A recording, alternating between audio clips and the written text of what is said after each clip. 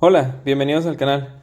Mi nombre es Alejandro Santana y el día de hoy vamos a resolver el ejercicio 23.13 del libro de Tippens, Física, Conceptos y Aplicaciones. Dice, una carga de 64 microcoulomb está colocada 30 centímetros a la izquierda de una carga de 16. ¿Cuál es la fuerza resultante sobre una carga de menos 12 localizada exactamente 50 milímetros debajo de la carga de 16 microcoulomb? Bueno, aquí me sacó un poquito de onda lo de los milímetros y que acá arriba dijera centímetros. Entonces, o uno de los dos está mal o el ejercicio pues realmente es así, ¿no? Pero yo voy a considerar que estos 30 centímetros no son centímetros porque por los videos pasados, por los ejercicios pasados, todos han sido milímetros. Y se me hace muy raro que ahora pongan centímetros y acá abajo pongan milímetros. Esta cantidad sería muy grande en comparación con esta, entonces no creo que vaya a ser así el ejercicio. Entonces a hacer esta suposición. Si está mal la suposición, pues le estoy hablando a la nada porque voy a borrar el video y pues no, nadie va a saber de esto. Pero bueno, entonces vamos a considerar aquí que son 30 milímetros. Bueno, entonces vamos a hacer el diagrama. Entonces dice que la carga de 64 está colocada 30 centímetros a la izquierda de otra de 16. Entonces aquí tenemos a la carga de 64 microcoulomb. Y acá a la derecha tenemos a la otra de 16. Y dice que la separación que hay entre ellas es de 30 milímetros, vamos a considerar, no centímetros. Ok, luego dice, ¿cuál es la fuerza resultante sobre una carga de menos 12 localizada exactamente 50 milímetros debajo de la de 16? Entonces va a estar acá. Ok, ahí tendríamos a la otra carga de menos 12 microcoulomb. Y la distancia en este caso es de 50 milímetros. Muy bien. Entonces, este ejercicio es un poquito diferente. Uy, aquí lo puse, se veía mejor hace rato. Vamos a borrarlo. Ahí está, menos 12 microcoulomb. Bueno, entonces decía que este ejercicio es diferente porque los ejercicios pasados siempre han estado las tres cargas en una sola línea, es decir, una a la izquierda, otra en el centro y otra a la derecha. Entonces ahí era muy sencillo determinar la fuerza resultante porque simplemente teníamos que sumar o restar el valor de las fuerzas que nos dieran las operaciones. Pero en este caso no va a ser tan sencillo porque nosotros vamos a obtener una fuerza entre estas dos partículas que tenemos aquí y también vamos a obtener una fuerza de interacción entre estas dos partículas que tenemos aquí. Pero como una de ellas está así en diagonal con un cierto ángulo, entonces no voy a poder ni sumarlo ni restarlo al valor que obtenga aquí. ¿Por qué? Porque, bueno, en este caso, por el tipo de cargas que tiene, una positiva y otra negativa, yo sé que la fuerza va a ser hacia acá.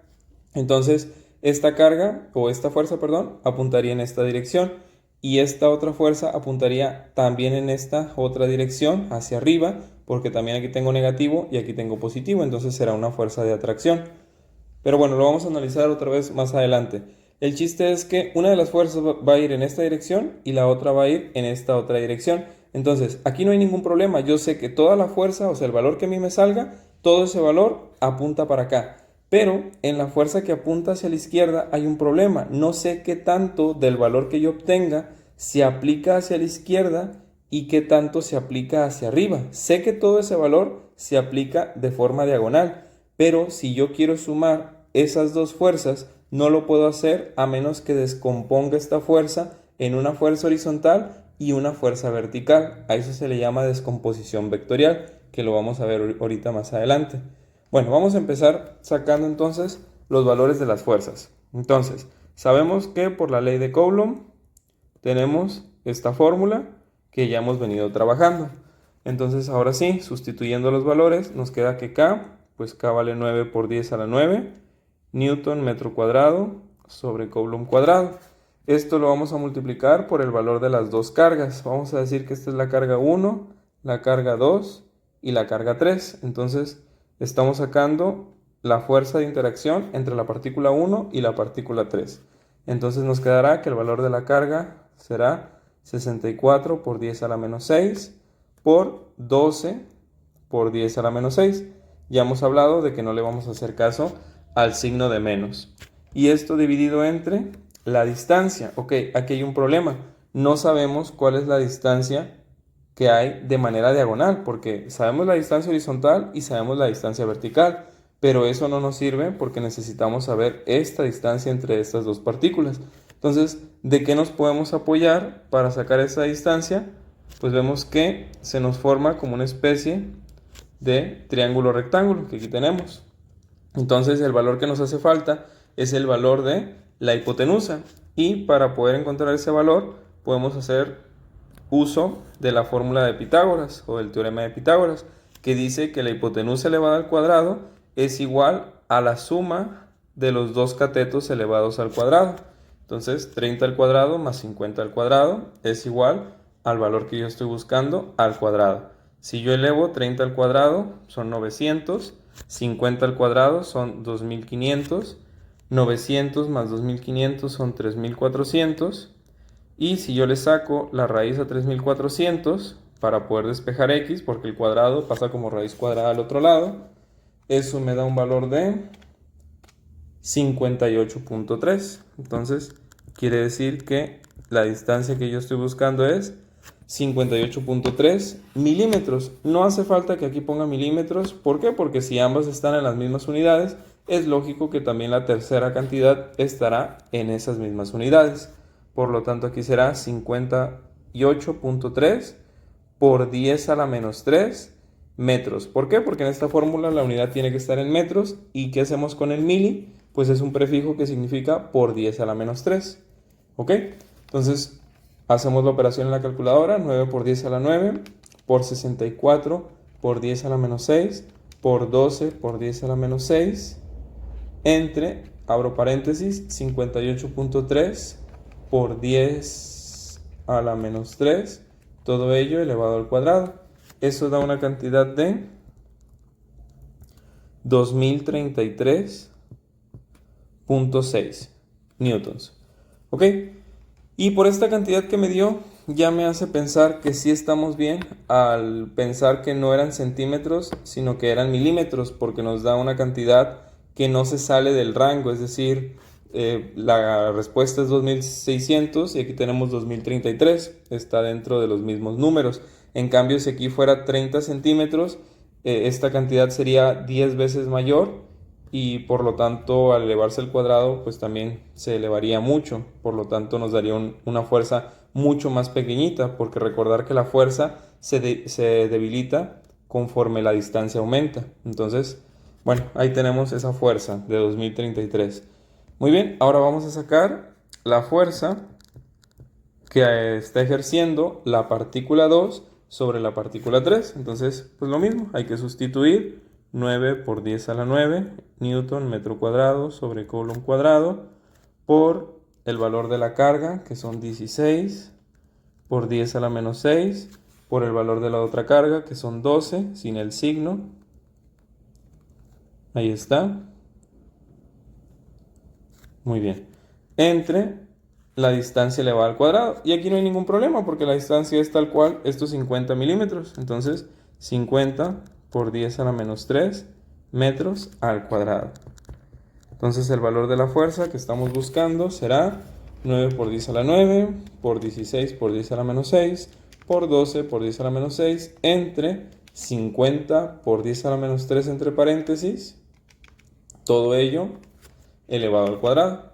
Eso da una cantidad de 691.2 newtons. Muy bien. Y entonces, ¿qué pasa?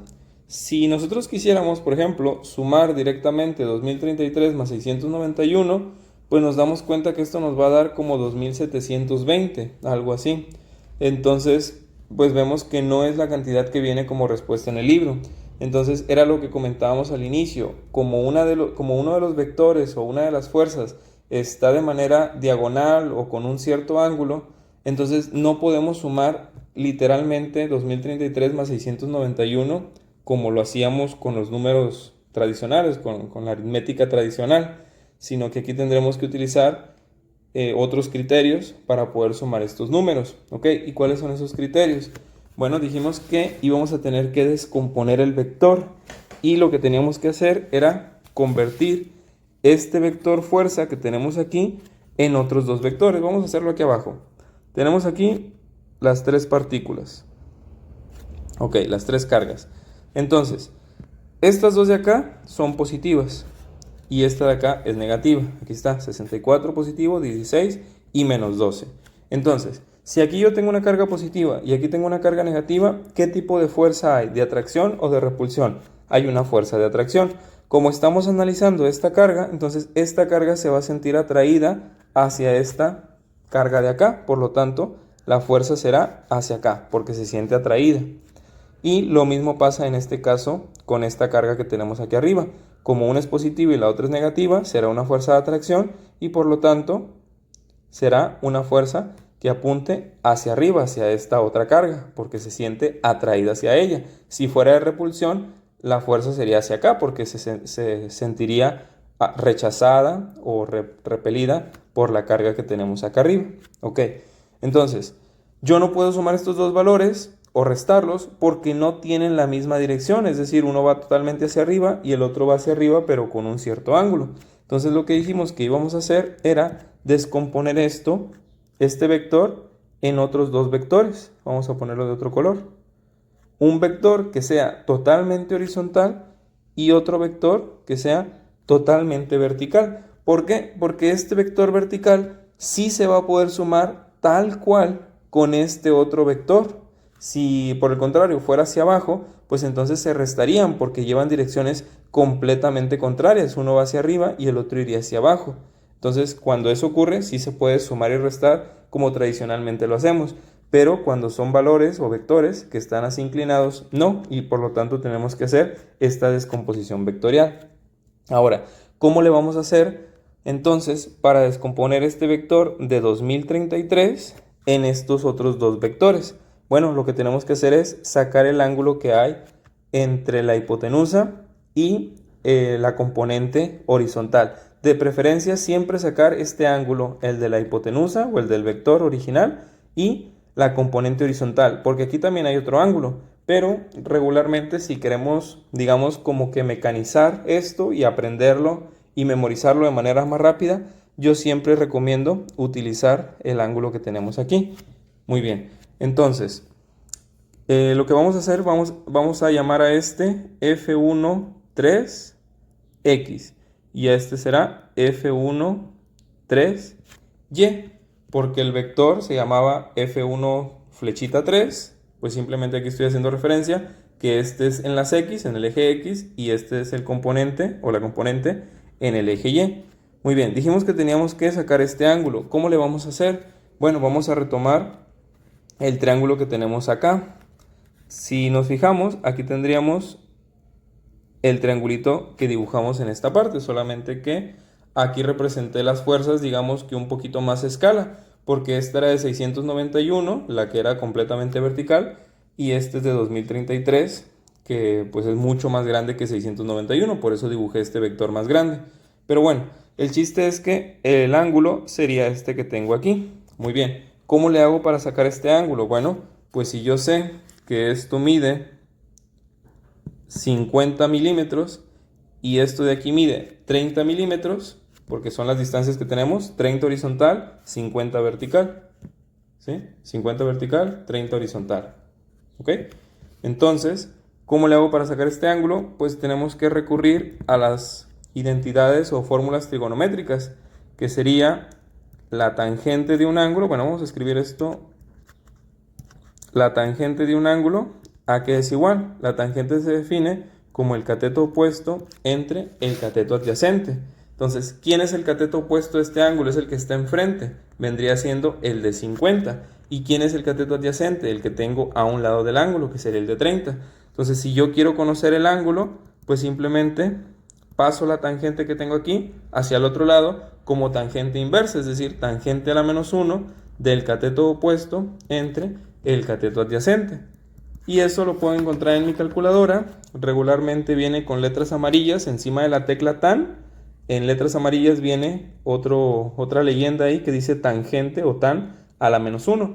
Para activarla simplemente le picamos Shift o segunda función, depende cómo venga en la calculadora de ustedes, Shift tan, y pongo el valor de mi cateto opuesto, que dijimos que era el de 50, entre el valor del cateto adyacente, que es 30.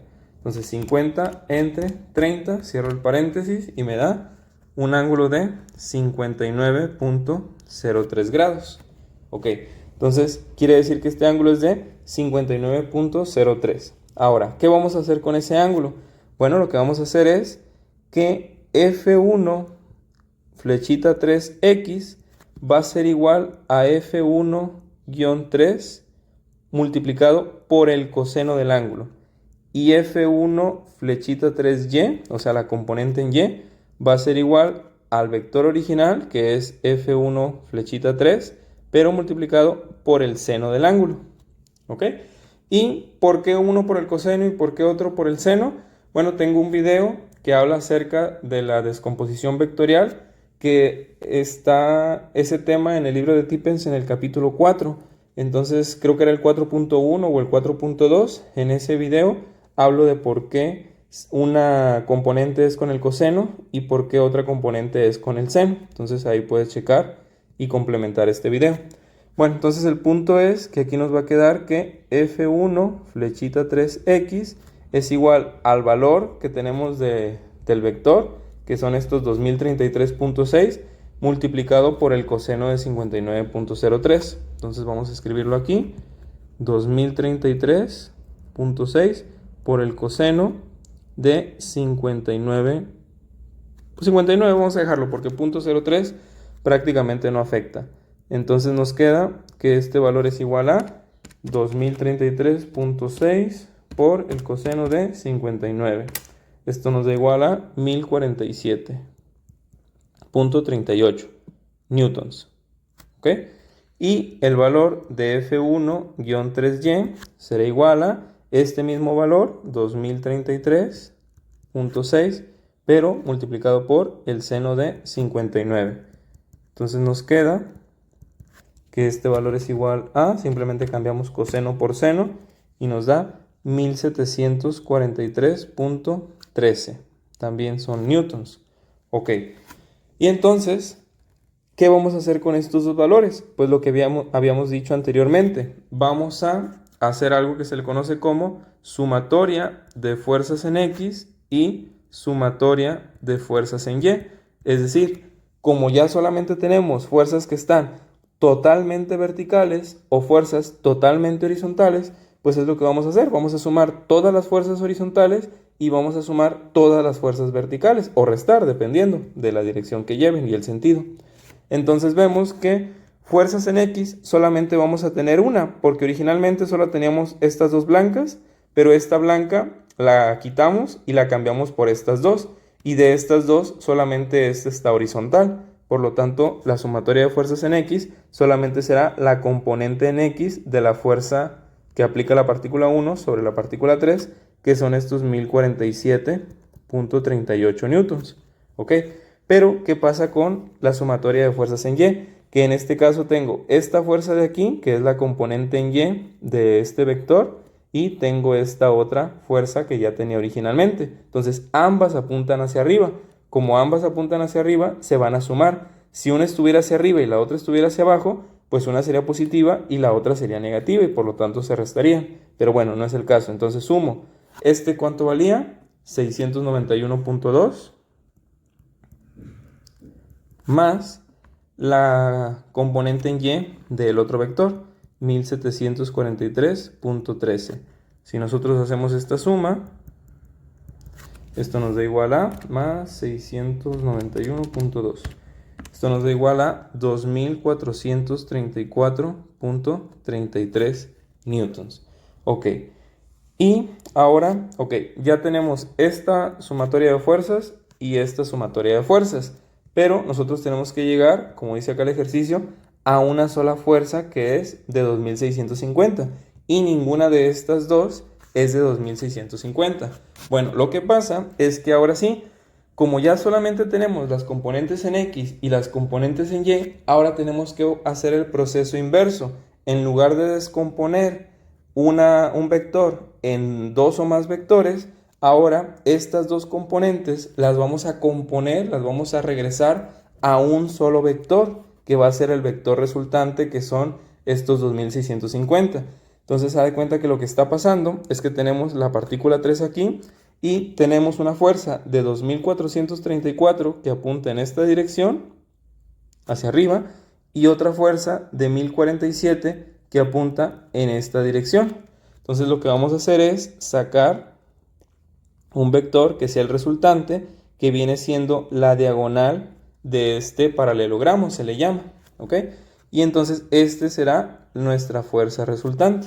¿Y cómo lo vamos a hacer? Bueno, pues nos damos cuenta que este vector que tengo aquí vendría siendo el mismo que yo tuviera también aquí. Y nos damos cuenta que esto es un triángulo rectángulo, porque aquí hay un ángulo de 90 grados. Pues nuevamente podemos utilizar Pitágoras. Entonces tenemos que este cateto mide 2400 y este mide 1047. Por lo tanto, si yo quiero sacar la hipotenusa, o sea, FR, entonces me quedaría que FR al cuadrado es igual a mi primer cateto elevado al cuadrado, 1047.38 al cuadrado, más mi otro cateto, que son 2434.33 al cuadrado. Hacemos esas operaciones, elevamos al cuadrado más 1047.38 al cuadrado. Eso me da 7.022.993.815. Pero esta es la fuerza resultante al cuadrado. Si yo quiero saber FR nada más, pues tengo que sacar la raíz cuadrada de este valor. Entonces busco en la calculadora raíz cuadrada y esto me da fuerza resultante 2650.09 newtons. Y vemos que es la respuesta que trae el libro, 2650. Pero además el libro nos proporciona otro dato, que es un ángulo, 113.3. ¿Qué significa eso? Bueno, regresemos a este ángulo que tenemos aquí. Lo que pasa es que como una de los vectores estaba inclinado, nosotros tenemos que decir con qué ángulo de inclinación es esta fuerza, porque si bien una de las partículas está jalando hacia acá, pero la otra también está jalando hacia arriba. Entonces no significa, vamos a dibujarlo aquí, esa está jalando hacia acá y esa está jalando hacia acá. Entonces el hecho de que una jale hacia acá no significa que la partícula vaya a ir exactamente en esta dirección. ¿Por qué? Porque aquí hay otra que también está jalando hacia arriba. Entonces realmente la partícula va a salir hacia el medio, hacia una posición más o menos a la mitad entre estas dos. Ya dependerá de qué fuerza es más grande. Yo, como esta era mucho más grande que esta, pues a lo mejor sí sale un poquito más pegada hacia la flechita de abajo que a la de hacia arriba, pero no va a salir exactamente en esta misma dirección, sino que saldrá un poquito hacia arriba. Pero bueno, no va en la misma dirección, vaya, que es a lo que quiero llegar. Entonces, para determinar ese ángulo, ¿qué es lo que tengo que hacer? Pues regreso al dibujito que tengo aquí. Nuevamente habrá que sacar ese ángulo y otra vez vamos a hacer uso de las identidades trigonométricas, perdón, de las funciones trigonométricas, que nos dice que la tangente de un ángulo, nuevamente vamos a usar la tangente, es igual al cateto opuesto entre el cateto adyacente. Si yo quiero saber el ángulo, pues entonces aplico la tangente inversa para despejar el ángulo. Entonces me quedará que el ángulo es igual a la tangente inversa de... ¿Quién es el cateto opuesto a este ángulo? Es el que está enfrente, el de 2434.3, entre este otro lado, que son los 1047.3 también, 1047.3. Entonces metemos eso en la calculadora, shift, tangente, abrimos fracción, 2434 entre 1047.3, arriba también punto 3.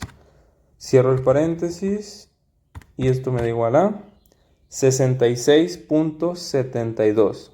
Uy, ¿y aquí qué pasa? ¿Es el mismo valor que teníamos acá? Pues no, aquí tenemos 113.3. ¿Ok?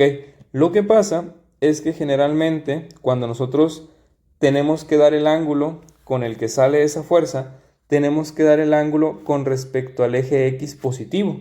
Entonces, el ángulo que nosotros estamos sacando es este que está aquí. Y el ángulo que nosotros debemos dar, de preferencia, vendría siendo este otro. Todo esto, toda esta curva naranja. Entonces, ¿cómo le hacemos para determinar ese ángulo? Bueno, nosotros sabemos que esto de aquí es un ángulo llano, ¿sí? Es media vuelta, es 180 grados, ¿ok? Entonces, si todo esto son 180 grados, pues a 180 grados le voy a quitar el ángulo azul, que es donde termina el ángulo naranja. Entonces, a 180 le quito 66.72 y eso ¿cuánto me da? 180 menos la respuesta anterior y eso me da 113.27 grados. Y vemos que aquí tenemos 113.3, simplemente estamos redondeando el 27 por 0.3. Bueno, ese sería el ejercicio 23.13. Espero que se haya entendido y si te ha sido útil te invito a que te suscribas para que no te pierdas el contenido de esta serie.